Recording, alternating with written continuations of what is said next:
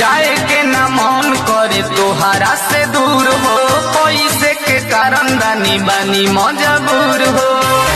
सुनता का सुनो